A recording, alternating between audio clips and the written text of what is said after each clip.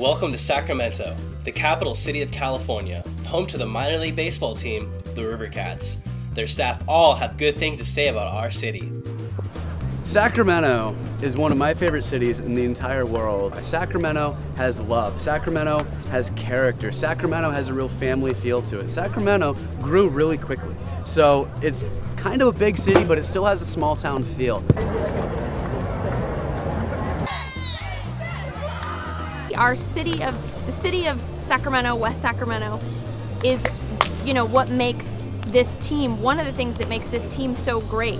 I mean, the Sacramento River Cats are such an integral part of this, this city. We're the capital of California. Wouldn't leave it. This is home. I've been a lot of places in the world, but no matter what happens, I always come back home. Now, let's meet some of the fans of the River Cats and see what brings them to the game. It's nice. And when we come down here, we know people, we socialize. It's a great place to be.